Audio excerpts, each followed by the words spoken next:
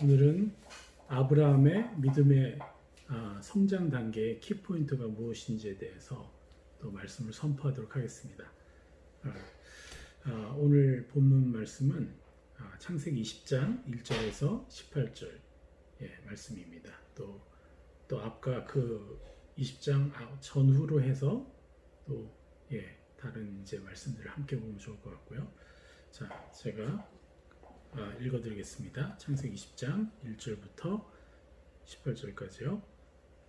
아브라함이 거기서 네게부 땅으로 옮겨가 가데스와 술 사이 그랄에 거류하며 그의 아내 사라를 자기 누이라 하였으므로 그랄 왕 아비멜렉이 사람을 보내어 사라를 데려갔더니 그 밤에 하나님이 아비멜렉에게 현명하시고 그에게 이르시되 내가 데려간 이 여인으로 말미암아 내가 죽으리니 그는 남편이 있는 여자이니라.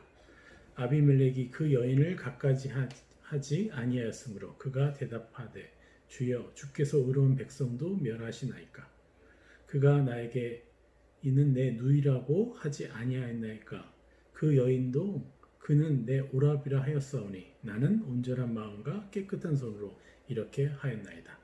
하나님이 꿈에 또 그에게 이르시되 내가 온전한 마음으로 이렇게 한 줄을 나도 알았으므로 너를 막아 내게 범죄하지 아니하게 하였나니 여인에게 가까이 하지 못하게 함이 이 때문이니라. 이제 그 사람의 아내를 돌려보내라. 그는 선지자라. 그가 너를 위하여 기도하리니 내가 살려니와 내가 돌려보내지 아니하면 너와 내게 속한 자가 다 반드시 죽을 줄 알지니라. 아비멜렉이 그날 아침에 일찍 일어나 모든 종들을 불러 그 모든 일을 말하여 들려주니 그들이 심히 두려워하였더라. 아비멜렉이 아브라함을 불러서 그에게 이르되 내가 어찌하여 우리에게 이렇게 하느냐. 내가 무슨 죄를 내게 범하였기에 내가 나와 내 나라가 큰 죄에 빠질 뻔하게 하였느냐. 내가 합당하지 아니한 일을 내게 행하였도다 하고 아비멜렉이 또 아브라함에게 이르되 내가 무슨 뜻으로 이렇게 하였느냐. 아브라함이 이르되 이곳에서는 하나님을 두려워함이 없으니 내 아내로 말미암아 사람들이 나를 죽일까 생각하였으며 또 그는 정말로 나의 이복 누이로서 내 아내가 되었음이니라. 하나님이 나를 내 아버지의 집을 떠나 두루 다니게 하실 때 내가 아내에게 말하기를 이후로 우리의 가는 곳마다 그대는 나를 그대 오라비라 하라. 이것이 그대가 내게 베풀 은혜라 하였었노라. 아비멜렉 양과 소와 종들을 이끌어 아브라함에게 주고 그의 아내 사라도 그에게 돌려보내고 아브라함에게 이르되 내 땅이 내 앞에 있으니 내가 보기에 좋은 데로 거주하라 하고 사라에게 이르되 내가 은천개를 내 오라비에게 주어서 그것으로 너와 함께한 여러 사람 앞에서 내 수치를 가리게 하였노니 내 일이 다 해결되었음이니라.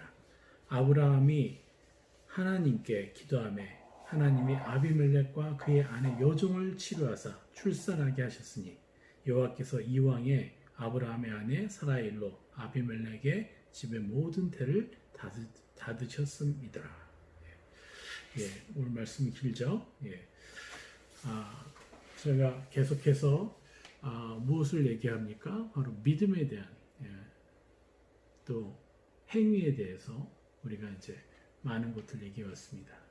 그래서 지난주에는 정말 아브라함이 겪었던 전투에 대해서 우리가 이제 살짝 들여다봤는데 오늘은 이 본문을 가지고 실제로 그가 당했던 그 상황이 어떤 것이고 그가 겪어야 됐던 정말 살벌한 영적 전쟁이 무엇이었는지 그것의 무게를 한번 달아보는 그런 시간을 좀 가졌으면 좋겠습니다. 그래서 아브라함이 겪고 또 느꼈고 공격당했고 또 실패감을 느꼈을 그 많은 것들을 우리의 삶과 또 나와 비교하면서 나는 어떻게 하면 이 아브라함의 믿음을 그대로 받고 그보다 더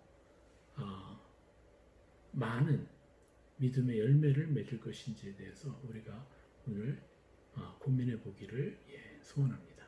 그래서 여러분 이 말씀에 한번 집중해 보십시오.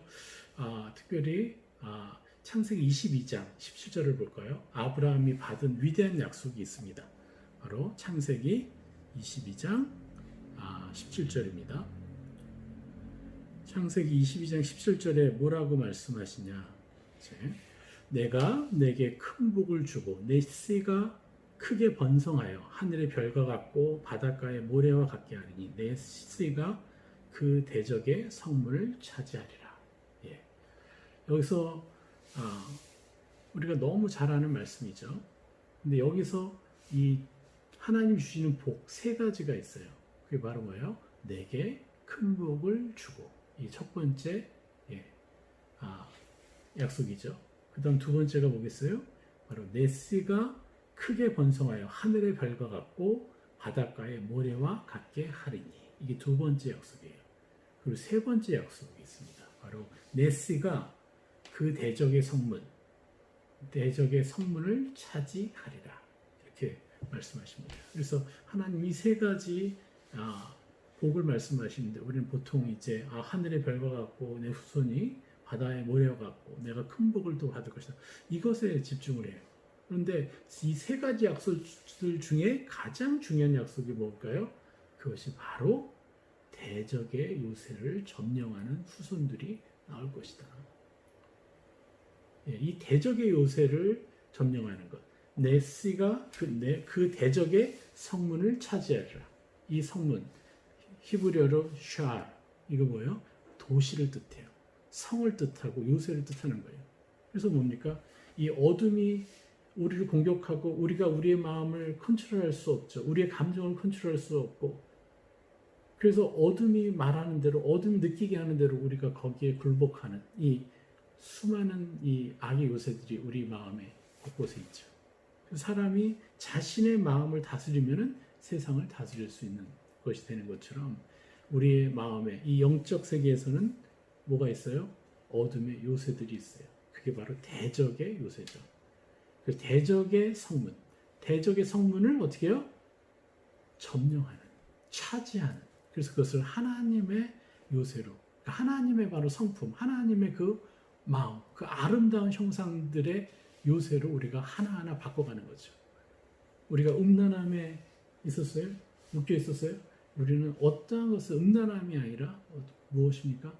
하나님의 시야로 그 아름다움을 바라보고 인정해주고, 그래서 육체적인 어떠한 그 한계적인 어떤 음란에 묶인 자가 아니라 우리 마음까지도 어떠한 것에도 우리가 상상하지 않는, 마음속에 가늠을 하지 않는 그런 하나님의 요새를 세워나갈 수 있죠. 어떠한 것을 시기하고 질투하고 억울해하는 것이 아니라 정말 승리자로서 하나님의 자녀의 존귀함, 자존감 깊이 가지는 그 우리 요새를, 하나님의 형상들을 우리가 갖게 된다면 우리가 갖기 위해서는 뭘 해야 되죠? 우리가 정복해야 되죠.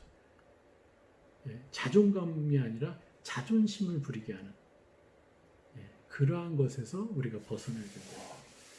그러기 위해서는 어떻게 해요? 그 어둠의 요새들을 우리가 정복해야 되죠.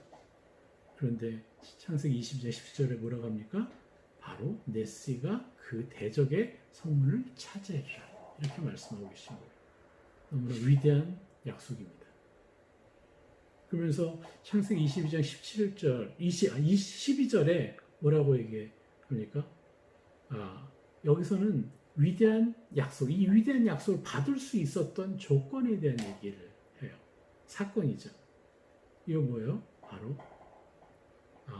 자신의 아들 이삭을 하나님께 바치는 사건이 나옵니다. 그래서 자신의 자녀를 하나님께 바친 후에 하나님이 바로 이 위대한 약속을 주신 거죠. 그래서 창세기 20장 12절에 뭐라고 합니까? 내가 내 아들 내 독자까지 내게 아끼지 아니하였으니 내가 이제야 내가 하나님을 경외하는 줄을 아노라 하고 여호와의 사자가 이렇게 얘기를 합니다. 여기서 중요한 게 뭐예요? 내가 내 아들 내 독자까지 내게 아끼지 아니하였으니 이제야 내가 하나님을 경외하는 줄 아노라. 바로 뭐예요? 경외.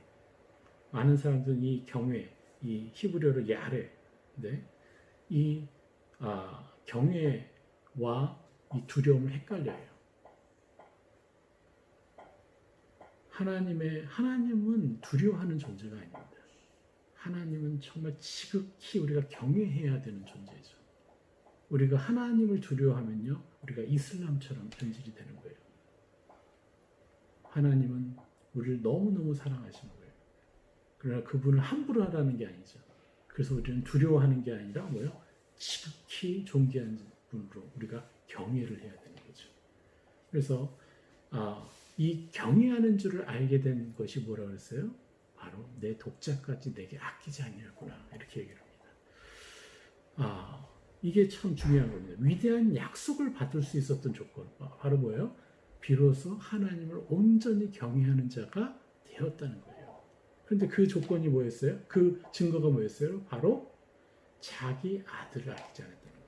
근데 이게 어떤 말씀과 또 연결이 되냐면 바로 로마서 8장 32절에 자기 아들을 아끼지 아니하시고 우리 모든 사람을 위하여 내주시니가 어찌 그 아들과 함께 모든 것을 우리에게 주시지 않냐겠느냐. 뭡니까? 바로 하나님이 자신의 독생자 예수를 보내시는 것과 연관되어지는 거예요. 그러니까 참으로서 인간으로서 정말 하나님의 독생자를 내려보내신 것과 아브라함이 자기의 독생자 이삭을 바친 것과 이게 또 일맥상통하는 거죠. 물론 그 무게가 전혀 다르지만, 그 위대함이 다르지만 굉장히 이 의미 있는 일인 것이죠. 그만큼 뭐예요? 하나님 우리를 그만큼 사랑한다는 것이고, 아브라함은 자신의 자녀보다 하나님을 더 경외한다는 것이고 사랑한다는 것이죠. 이것이 너무나 중요한 겁니다. 그만큼 하나님이 우리를 얼마나 사랑하고 얼마나 존귀히 여기는지, 그 조건이 뭐예요? 자기 독생자를 내는 거예요. 그러니까 뭡니까? 바로 우상이라는 거예요. 그래서 이 아들을 죽이는 믿음, 이게 정말 놀라운 의미가 있습니다. 이 정의가 뭡니까? 아들을 죽이는 믿음의 정의, 아들을 죽일 수 있었던 믿음의 정의, 이것은 뭐냐? 가장 큰 우상을 제거하는 일인 거예요. 자신에게 있어서 가장 큰 우상을 제거하는 것. 이게 바로 자신의 아들을 죽이는 믿음의 정의라는 겁니다. 바로 자녀라는 우상을 제거하는 것이죠. 그런데 자녀라는 우상을 제거하지 못할 때 오는 저주가 무엇인지 압니까? 참 너무나 안타까운데 엘리 제사장이 바로 그 대표적인 인물이죠. 사무엘상 3장 13절에 뭐라고 합니까? 하나님보다 3장 13절에 뭐라고 합니까? 내가 그의 집을 영원토록 심판하겠다고 그에게 말한 것은 그가 아는 죄악 때문이니 이는 그가 자기의 아들들이 저주를 자청하되 금하지 아니하였습니다. 그들이 자신의 아들이 죄악을 짓는 걸 뻔히 알면서 금하지 않았다는 거예요. 이게 무엇입니까? 왜 그랬을까요? 엘리 제사장이 그 아들들이 짓는 죄를 분명히 알고 그 죄악의 깊이와 무게가 얼마나 무겁고 깊은지를 알고 있음에도 왜 그들을 금하지 못했죠? 그것은 하나님보다 자신의 아들들을 더 사랑했다는 거예요. 바로 아들들이 우상이었다는 거예요. 그래서 그들을 막지 못했다는 거예요. 그러니까 결국은 엘리 제사장은 뭐예요? 자기의 수준으로 아들들을 사랑할 수밖에 없었죠. 이게 저주라는 거예요. 그러니까 우리는 왜 자녀를 거룩한 산제물로 드려야 되죠? 왜 우리 자녀들을 죽여야 되는 거죠? 이 우상을 제거해야 되는 거죠. 그 이유, 그 목적이 뭐예요? 그래야 비로소 우리가 하나님과의 영광 앞에 가서 하나님의 능력을 힘입어서 내 자녀들을 사랑할 수 있는 힘이 생기는 겁니다. 능력이 생기는 것이죠. 그래서 자녀에게 줄 수 있는 최고의 선물인 거예요. 하나님의 능력으로 하나님과 더불어 내 자녀를 사랑하는 것. 그래서 하나님 먼저 우상을 제거하라. 너의 방식을 제거해라. 나와 하나 되자. 나와 교제하자. 그래서 나와 함께 자녀를 위대한 하나님의 사랑을 키워내야 되는 거죠. 이게 하나님 말하시는 거예요. 그러려면 어떻게 해요? 자녀를 우상으로 삼지 말고 아브라함처럼 뭐요? 산 제물로 바쳐야 되는 것이죠. 그래서 우리는 무엇을 결정하든 간에 우리 자녀를 사랑하기 전에 뭔가를 섬기고 돕기 전에 우리는 먼저 하나님께 여쭤봐야 되는 거예요. 그래서 하나님의 방식으로 그들을 사랑할 수 있어야 된다. 여러분들은 자녀들 얼마나 사랑하십니까? 그러나 하나님만큼 사랑하시면 안 돼요. 참 이게 쉽지 않죠? 네, 보이는 자녀 뭐 미워하려고 해도 결국은 내가 용서하고 사랑할 수밖에 없는데 어떻게 이 자녀보다 하나님을 더 사랑할 수 있느냐? 마치 이게 어불성설인 것 같고 너무 어려운 것 같죠? 근데 제가 뭐라고 얘기했습니까? 하나님이 명령하셨다. 이것은 뭐예요? 선물이라고 분명히 말씀드렸습니다. 하나님이 말씀하신 것. 내가 거룩하니 너희도 거룩하라. 그건 우리가 거룩할 수 있다라고 하나님이 거룩할 수 있는 방법을 마련해 주셨다는 거예요. 이건 선물인 거죠. 우리가 어떻게 하나님 거룩하신 것처럼 우리가 거룩할 수 있겠어요? 불가능한데 하나님은 그 일을 행하셨다는 거죠. 그 방법을 만드셨다는 거죠. 그래서 우리가 능히 하나님을 사랑하고 또 하나님 원하시는 만큼 거룩하실 수 있다는 겁니다. 자, 우리가 이제 한번 볼까요? 이 위대한 체험을 할 수 있는 믿음. 그죠? 정말 이 아브라함이 자신의 독생자를 아끼지 않냐고 하나님께 내어드린 거죠. 산제물로 드렸던 것이 나중에 어떻게 해요? 하나님이 독생자 예수를 우리에게 보내셔서 우리로 하여금 뭐예요?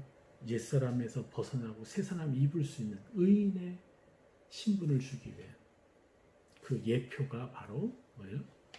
아브라함이 자신의 독생자를 하나님께 산 제물로 바친 것이죠. 그럼 그게 어디로 또 옵니까? 우리에게도 마찬가지입니다. 우리의 자녀, 나의 사랑하는 또 다른 것, 사람이 아닙니까? 그것이 우상이 뭐 물질이에요? 아니면 다 명예예요? 어떤 것이에요? 그거보다 나는 하나님을 더 사랑하는 사람입니다라고 믿음의 선포를 하셔야 돼요. 끊임없이 여러분이 나는 그 어떠한 것도 하나님보다 더 사랑하시는 것이 없는 존재입니다. 이 세상에 가장 하나님만을 사랑하는 그러한 사람이라고 끊임없이 우리 자신에게 인정해 주셔야 돼요.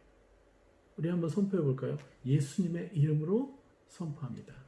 나는 하나님만을 이 세상에서 가장 완벽하게 사랑하는 사람입니다.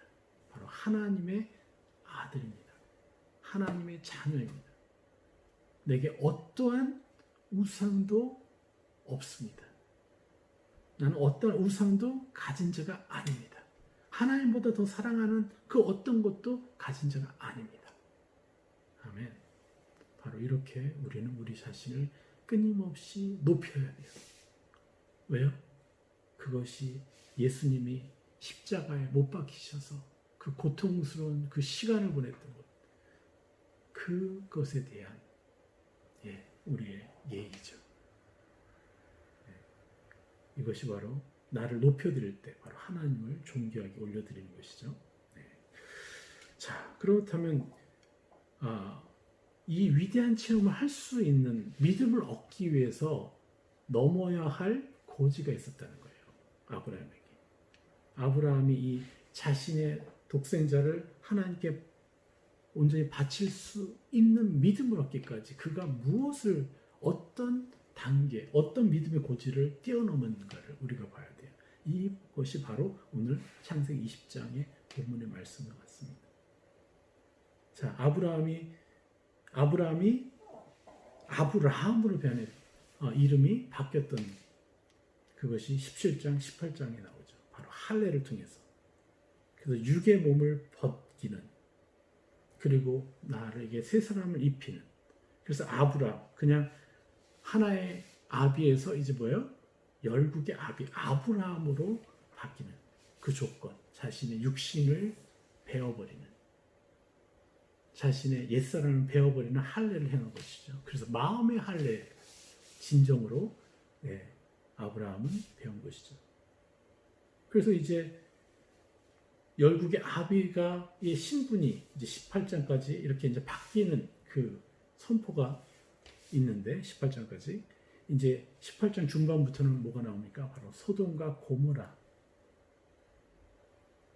이것을 심판하러 내려오시는 하나님을 만납니다. 그런데 여기서 아브라함이 뭐라 그래요? 마치 소돔과 고모라의 아비처럼 행해요. 아비처럼 강구하는 거예요. 의인 50명이 있어도 멸하시겠습니까? 5명이 빠진 45명이 의인이 있어도 멸하시겠습니까? 이러면서 계속 하나님과 계속해서 딜을 해가면서까지 그는 아비처럼 소돔과 고모라가 자기와 무슨 상관이 있다고? 이거는 정말 특별한 거죠. 내 가족, 내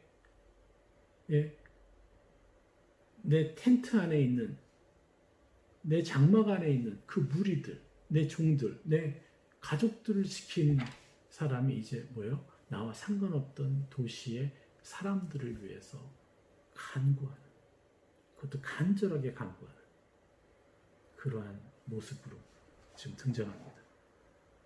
놀라운 거죠. 왜 그래요?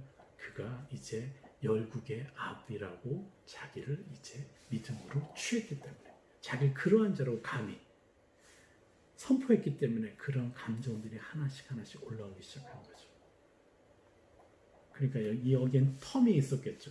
하루아침에 선포했다고 확된 이거 쉽지는 않은 겁니다. 그래서 우리가 믿음으로 내가 저 정도까지 할 수 있는 사람이야? 내가 원수까지 사랑할 수 있는 사람이야? 내가 무슨 원수를 사랑해. 그런 마음이 없는데. 그렇지만 끊임없이 내가 원수를 사랑하는 자라고 내가 선포할 때 어떻게 되죠?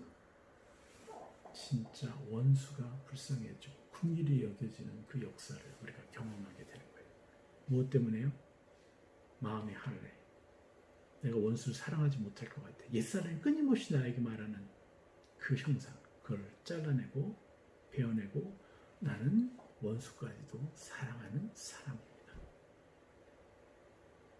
그들을 판단하지 않기 위해서 대충 지워버리는 내 마음속에서 그러한 사람이 아니라 정말 그들이 연약함을 내가 품고 짊어지고 그들이 더 많은 축복을 받기 위해서 하나님께 구하고 그들을 위해서 새 사람 입히고 그들 대신해서 옛사람 대적해주고 하는 그러한 일들을 나는 하는 사람이고 그러한 감정이 충만한 사람이라고 우리가 선포해 나갈 때 이제 우리는 어떻게 돼요?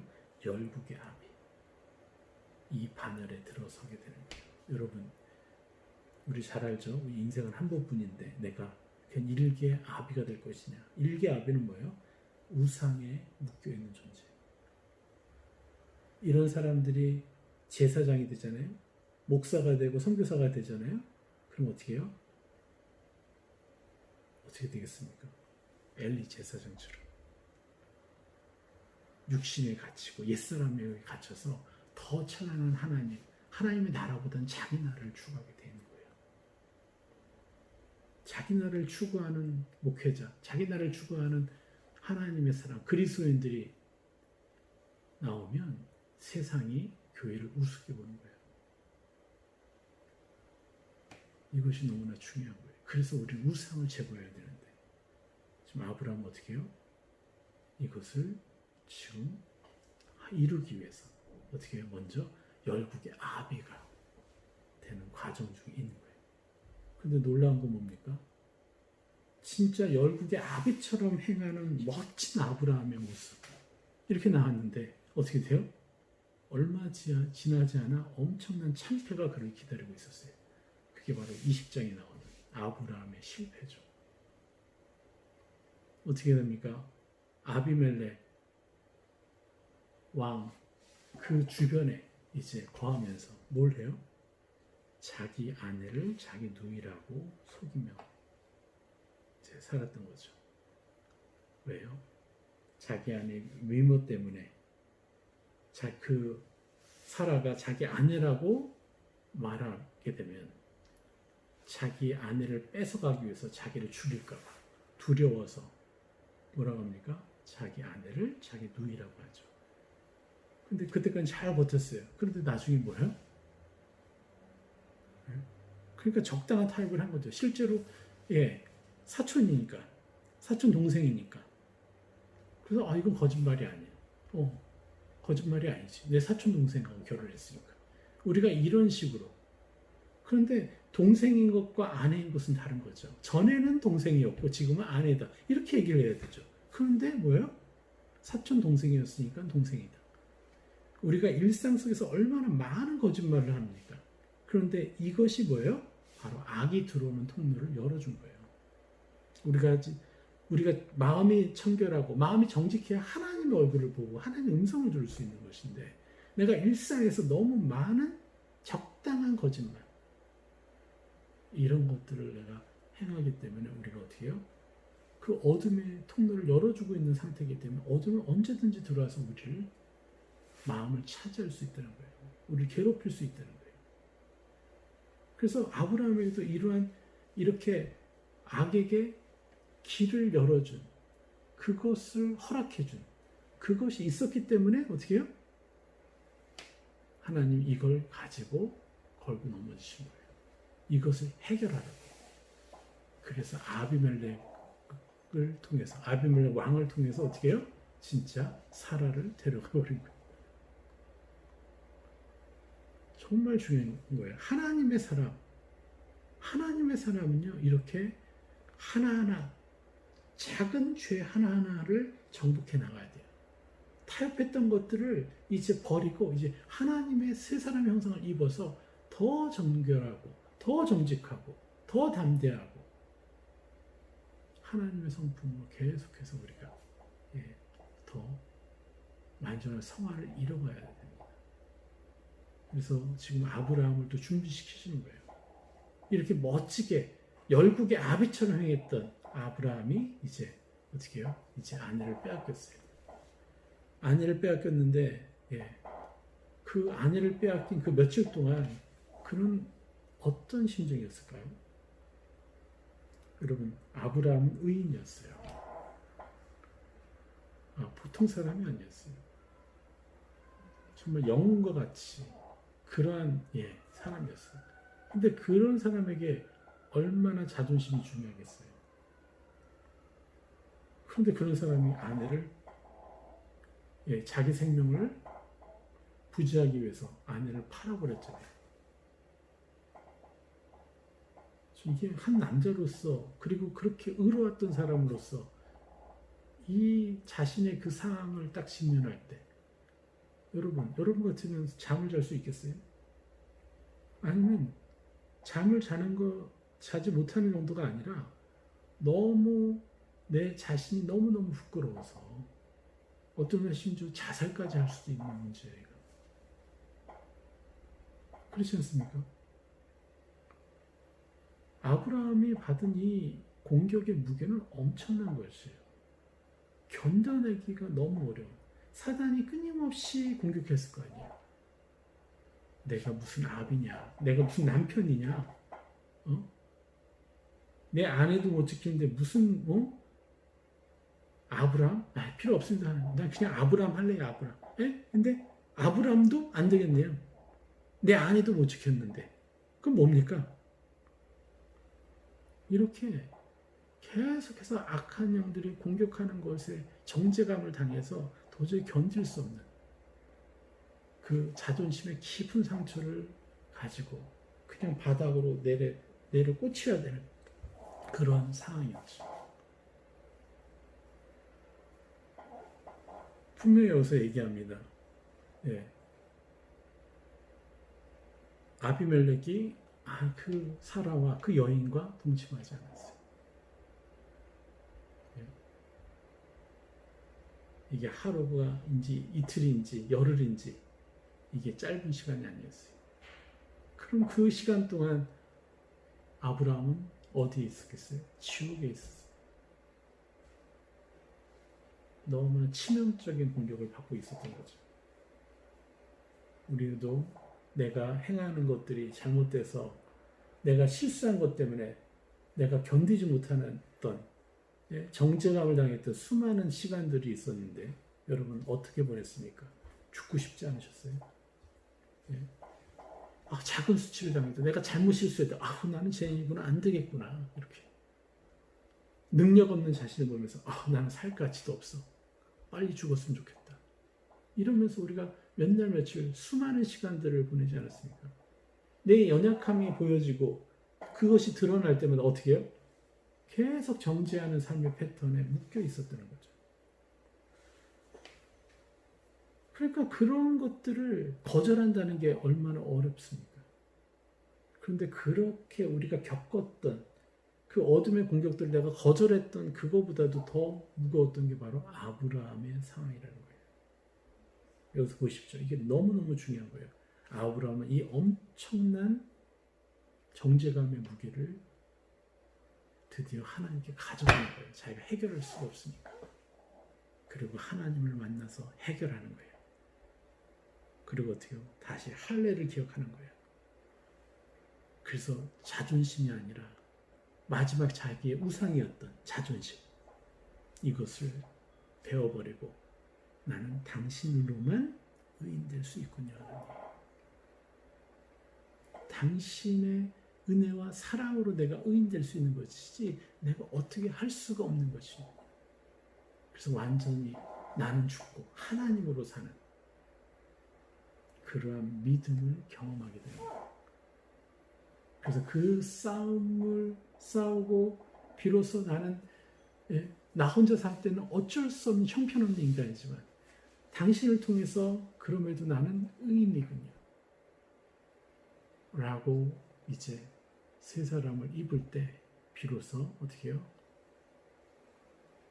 아비멜렉에게 하나님이 어떻게 해요? 그에게 더 직접적으로 나타나신 거죠. 그래서 결국은 그가 어떻게 합니까? 사라를 돌려보냅니다. 그냥 돌려보내는 게 아니라 많은 이제 은과 다른 것들을 가져다 주죠. 이것이 너무너무 중요해요. 그래서 이 아브라함이 받은 공격의 무게를 여러분 생각하셔야 돼요. 그래서 어떠한 것도 나를 정죄할 수 없다. 여러분 이것이 얼마나 중요한지 아십니까?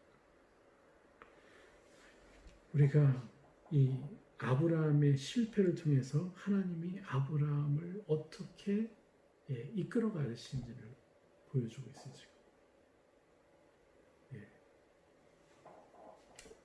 결국 그가 실패를 경험해야 됐던 이유가 뭡니까? 그가 허용했던 죄의 문제예요. 정직하지 않았던 문제. 그리고 그걸 통해서 뭘 다뤄요?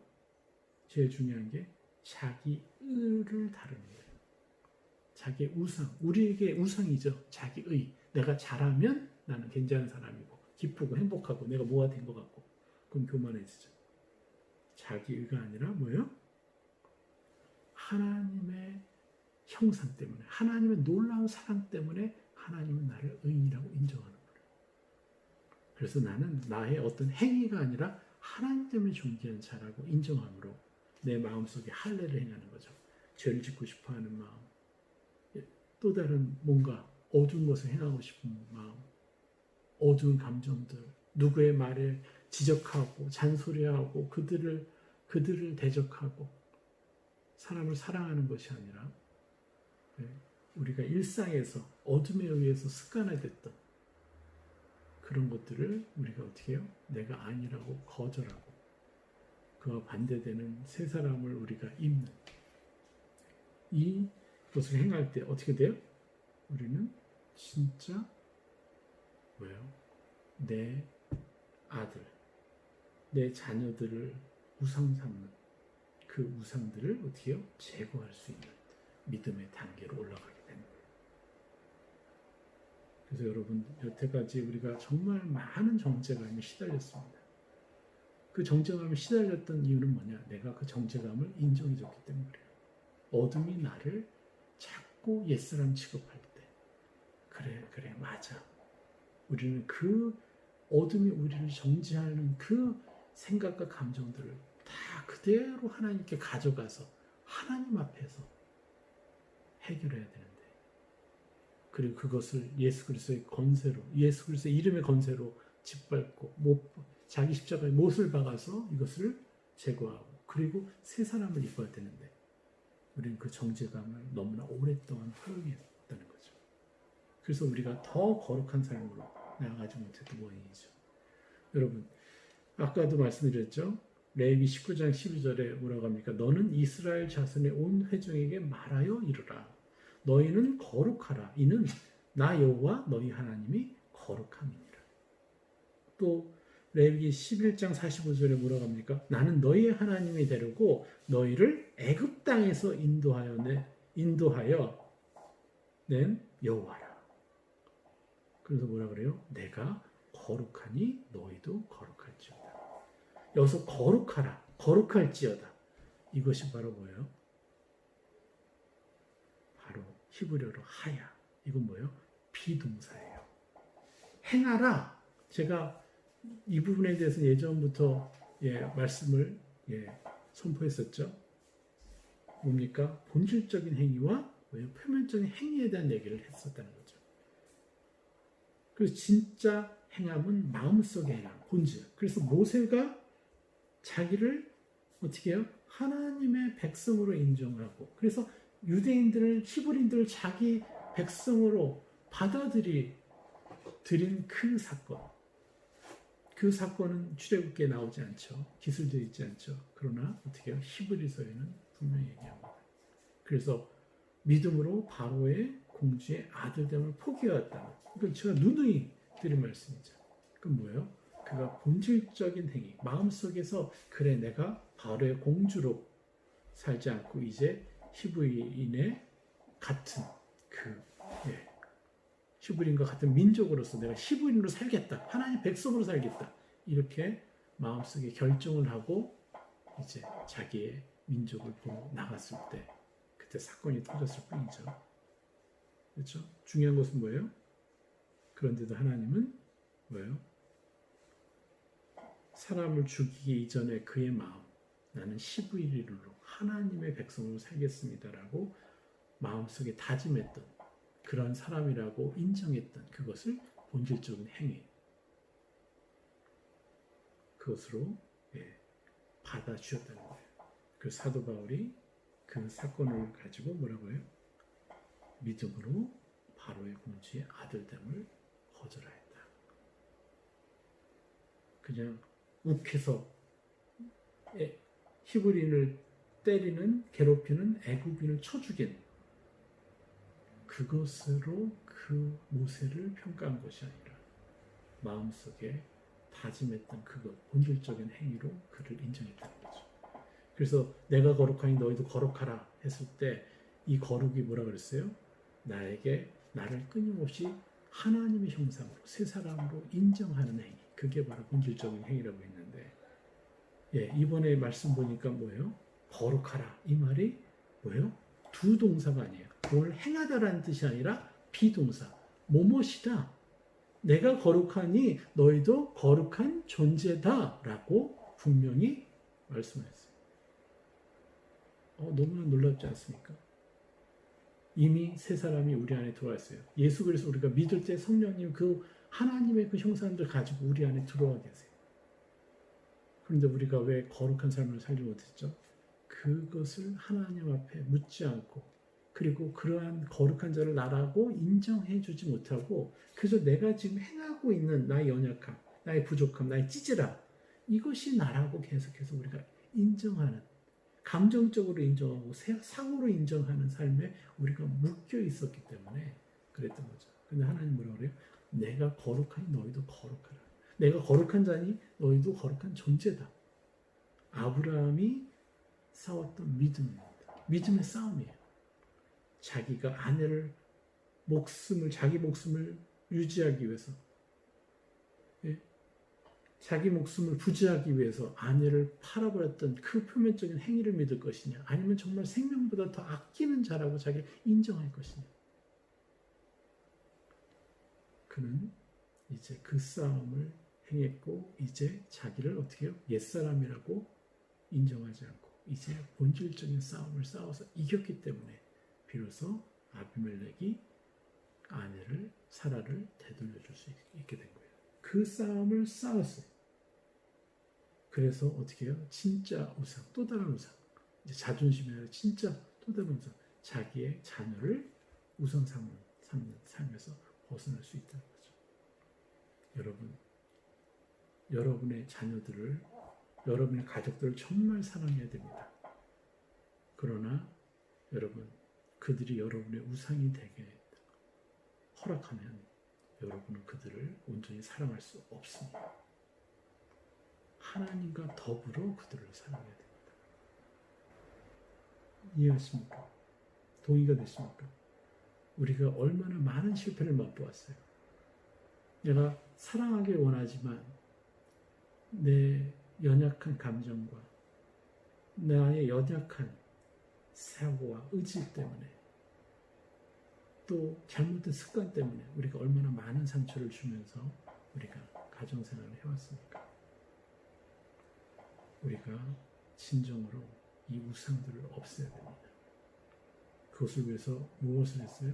아브라함과 믿음의 싸움. 내가 거룩하니 너희도 거룩하라. 내가 거룩하니 너희도 거룩하니라 하는 그 자신의 연약함에 집중하지 않고 하나님의 형상에 집중했던 그 믿음. 그 믿음의 싸움을 했다는 거예요. 그래서 믿음의 성장하는 단계의 가장 중요한 포인트, 이것을 해냈다는 거죠. 여러분들 이제 아브라함의 믿음의 실체, 믿음의 싸움, 나를 누구를 여길 것이냐의 이 싸움에 여러분 계속해서 승리해 나가시기를 바랍니다. 우리 한번 선포해 볼까요? 예수님의 이름으로 선포합니다. 나는 하나님이 거룩하니 나도 거룩한 자라고 말씀하신 하나님의 말씀만을 믿고 나의 연약함에 집중하지 않고 내가 입을 거룩함에 집중하는 사람입니다. 아멘. 여러분, 이것을 해야 우리가 우상도 제거할 수 있습니다. 또 선포해 볼까요? 예수님의 이름을 선포합니다. 나는 나의 가족이 우상인 자가 아닙니다. 나의 가족을 하나님보다 더 사랑하지 않고 하나님의 힘으로 사랑하는 자입니다. 심지어는 나보다 하나님을 더 사랑하는 자입니다. 여러분, 내 자신을 사랑하기 위해서 어떻게 해요? 하나님을 더 사랑해야 되겠죠.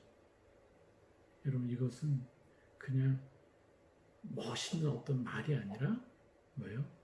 아주 실제적인 우리가 행복할 수 있는 유일한 방법인 것입니다.